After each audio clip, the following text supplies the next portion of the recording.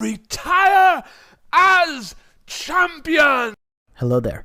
Today we're going to talk about how to counter Pharah. We're going to look at her strengths and weaknesses, and we're going to determine the best way to counter her in any particular map.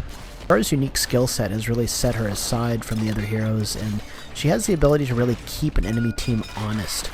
She can get to areas of the map that no other class can get to, or no other class can get to efficiently, and she's able to really dominate the skies and have this overlooked position over the map that's able to determine if a team needs a flanking or a team needs a strong frontline presence. Pharah in general is just a burden for the other team to deal with. It forces them to keep an eye on the skies, away from the front lines and the ground where most of the other enemy heroes are. She can be a nuisance, but she can also be that really critical offensive push that you need, and in the hands of the right player she can really be a nuisance and can really be frustrating to play against.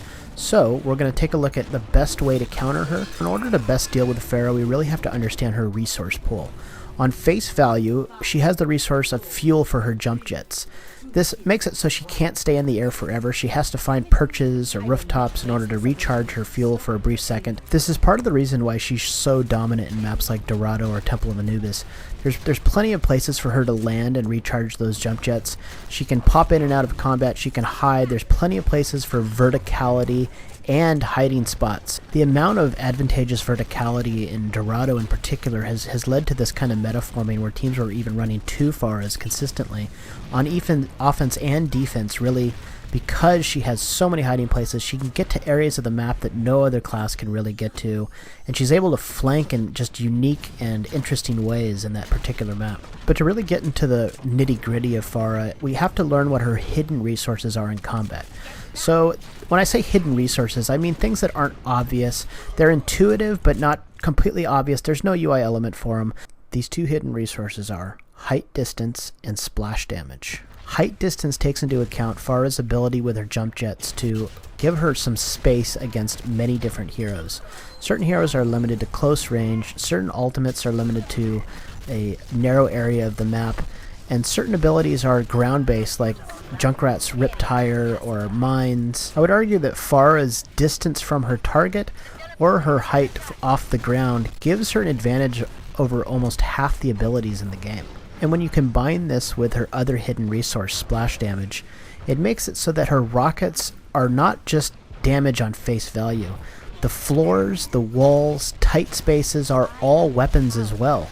She can use these as hidden resources to do damage to enemy heroes. So let's combine both height distance and splash damage into kind of a visual representation of her advantage in battle. First, let's look at it from Pharah's point of view. As you can see, she has a wide area of damage potential against a group of enemies on a capture point. And then let's flip it around and let's look at that same point of view from the enemy's perspective. And as you can see, her height and distance in the air gives a very small targeting range that they can do damage to her. So how do we flip the scales and turn it around and find the best way to counter Pharah in the air from distance? Well, I mean, we've already kind of answered part of that. It has to be from range, heavy damage from range, and it has to be accurate from distance. At the top of our tier list for countering Pharah is Widowmaker, McCree, and Zenyatta. So these three heroes really have the ability to kill her fast at range. McCree's accuracy is just devastating if you can land the hits. Widowmaker obviously is the sniper choice from being able to eliminate her distance advantage. And Zenyatta is surprisingly a great counter for her as well. You can land that Discord Orb on and allow everybody else to chip away, do some extra damage from range, and his orbs as well are surprising at homing in. Below these three obvious choices is another group of heroes that are really capable of situationally counting Pharah. I mean, if you can land the skill shot with Roadhog and pull her in with the chain, I mean, that's almost a one-shot kill guaranteed. Soldier 76 can have that sustained damage from range, not quite as devastating or accurate as some of the other sniper classes, but he can take her down. You also in this category have some interesting picks. We have Bastion and Torbjorn that have the ability to take her down if Pharah exposes herself too much or isn't clever enough to avoid the sentry damage. So let's not forget about Hanzo in this category as well. He's able to do damage from range fairly quickly, but it requires you compensating for the fall off and really requires you to be accurate with his bow. Now, it isn't to say that the heroes left off this list are incapable of countering Pharah or killing Pharah in particular situations, but I feel like they don't really have the best advantage over killing her most of the time. I mean, Junkrat's fall off, Zarya's fall off on their abilities or short range.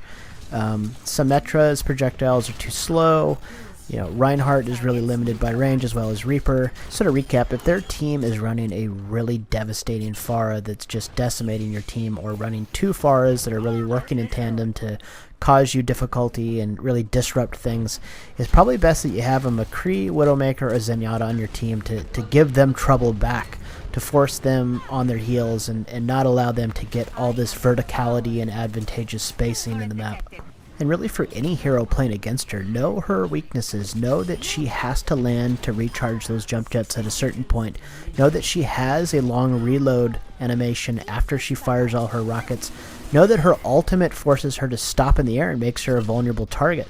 Ultimately, countering Pharah is about using her weaknesses against her and countering with heroes that are capable of doing heavy damage from range. Good luck out there, Overwatchers.